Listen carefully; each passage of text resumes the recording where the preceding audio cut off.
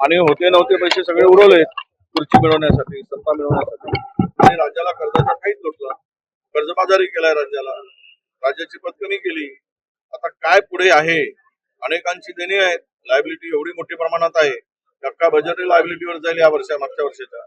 त्यामुळे पुढच्या वर्षाला काय खर्च करायचा हा खरा प्रश्नच आहे. आता यामध्ये किती फुगवून दाखवलं आहे, किती हवा भरली आहे, पंपानं हवा भरली की तोंडाने भरली, हे आता कळेल आम्हाला. येऊ द्या जरा, आपण त्यावर बोलू.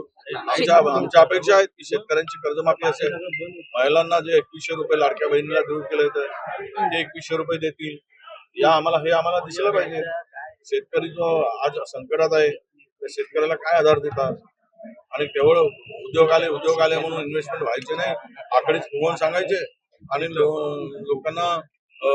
लोकांशी बनवाबनवी करायची. हे आता काय आहे ते दिसून पडेल. आर्थिक पाहणी अहवालातून आपल्याला स्पष्ट दिसलेलं आहे. काल राज ठाकरेंनी जे वक्तव्य केलं त्याबद्दल आपली प्रतिक्रिया काय आहे? कारण त्यांच्यावर राज ठाकरे खरं बोलले आणि कधी कधी राज ठाकरे खरं बोलतात, त्याचा आनंद आहे. रवींद्र दंगेकर शिवसेनेमध्ये जात आहेत. ज्याला जायचं आहे, सत्तेच्या जवळ ज्यांना सत्ता पाहिजे ते जाणार आहेत. त्यामुळे त्याच्यावर काय आहे, ते माझे आमदार आहेत, आता काही आमदार नाही, ते पूर्वी तिकडूनच आलेले होते. त्यांना आता वाटतं की काँग्रेसची सत्ता जवळपास येणार नाही, त्यामुळे आपलं बसस्थान दुसरीकडे बसवावं. कालच्या बैठकीमध्ये उद्धव ठाकरे असं म्हणालेले आहेत की महाविकास आघाडी गाफील राहिली आणि म्हणून महाविकास आघाडीचा पराभव झाला. काही लोक नुसते कोट घालून बसले होते. खरंच आहे की उद्धव ठाकरे जी बोलले ते खरं बोलले. अनेक कोट घालूनच बसले होते, आता कोटे उतरले आणि कपडे उतरले. त्यांच्यामुळे झालं हे सगळं.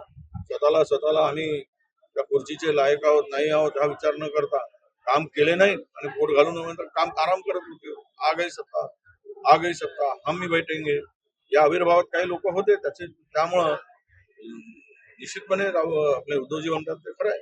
म्हणून त्याचबरोबर उद्धव ठाकरेंनी आता नितेश राणे यांनी असं वक्तव्य केलंय. काल उद्धव ठाकरे असं म्हणाले की जर जय श्रीराम येत असेल तर तुम्ही जय शिवराय म्हणा.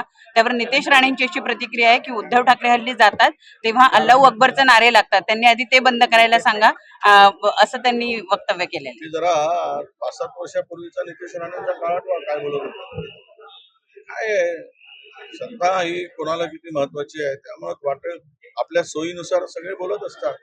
आता ते काय बोलत होते आणि काय RSS वर टीका करत होते नितीश राणे सगळ्याला माहित आहे. त्यामुळं किती कट्टर हिंदुत्ववादी आहेत काँग्रेसमध्ये असताना त्यांचे भाषण काढले तर माहित होईल. ते बरोबर उद्धवजी म्हणाले की खरं आहे की महाराष्ट्रामध्ये शिवाजी महाराजांचाच नारा लागला पाहिजे, शिवरायांचाच नारा लागला पाहिजे, आणि कोणी कोणाचे नारे लावा. तुम्हाला वाटतं तुम्ही जय श्रीराम लावा, नितीश राणेंना आमचं म्हणणं आहे. तुम्हाला कोण थांबवलं आहे? दुसऱ्यावर कशाला टीका करायची? हे सगळे नाऱ्यामधून महाराष्ट्र आणि देश विभंगता कामा नये, दरी करता कामा नये. जे तुम्ही मतांचं पोलरायझेशन करून हिंदू मुस्लिम करत, कारण विकासाचं राजकारण सोडून धर्मांचं राजकारण सुरू केलं आहे, तर त्यांना त्यांच्या मुखामध्ये हे असेच विषय येतील.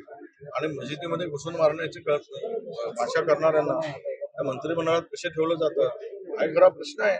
ज्या संविधानाने देशाचा कारभार चालतो, पण त्या संविधानाच्या आणि घेतलेल्या शपथीचा सुद्धा भंग करण्याचं काम चालू झालं.